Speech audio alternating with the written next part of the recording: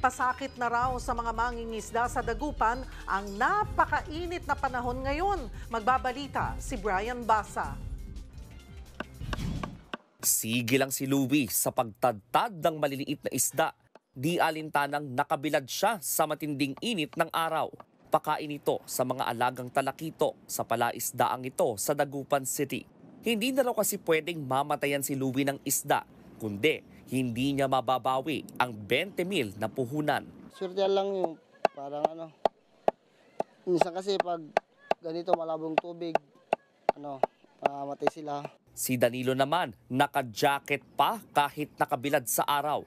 Hinahabol niya ang pagpapakain sa isda bago magtanghali. Pag wala tayong jacket, mainit din. Masakit din po sa balat dahil sa sobrang init. Pagsapit ng tanghali, wala ng tao sa palaisdaan. Nasa lilim na sila o kaya nasa bahay. Pero hindi lang pala tao ang dehado kapag sobrang init. Kahit yung mga alaga nilang isda, pwedeng mahirapang huminga at mamatay. Wala kasing makinang pangkontrol sa temperatura ng tubig sa mga palaisdaan. Di tulad sa pasilidad na ito ng Bureau of Fisheries and Aquatic Resources. May mga tubong bumubuga ng hangin sa tangke ng mga maliliit na isda. Kaya balanse ang init at lamig. Kawawa ang mga fish farmers po natin. Okay po. Sila yung mas prone sa fish kills, ganyan. And then once na nangyari yun, lugi sila. Kaya ang solusyon ng BFAR, mamahagi ng mga maliliit na isda sa mga fish farmer na kailangan nito. May training din sa kanila para masanay sa tamang pag-aalaga ng isda. Pero kung sanayan ang pag-uusapan, hindi na bago ang matinding init sa mga taga-Dagupan. Nagiging higanting pugon ang lungsod tuwing Abril at Mayo. Kahapon, umabot sa 36 degrees Celsius ang aktwal na temperatura.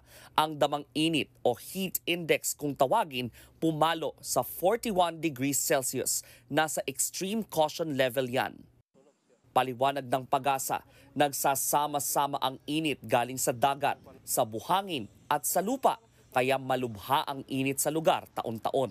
Sa trend ngayon, nakikita natin is pataas yung heat index natin. Wala tayong nakikitang low pressure, kundi yung tinatawag natin na high pressure. So yun ang mainit. Dating gawi pa rin ang mga tao sa lansangan. Kung hindi nakapayong o nakadamit ng manipis, may nakaredy namang pampalamig. Patuloy pang tatadtarin ng matinding init ang bansa sa mga susunod na linggo. Kaya iba yung pag-iingat ang susi para hindi lugi ang kalusugan. Mula sa Dagupan City para sa 1PH, Brian Basa, News 5.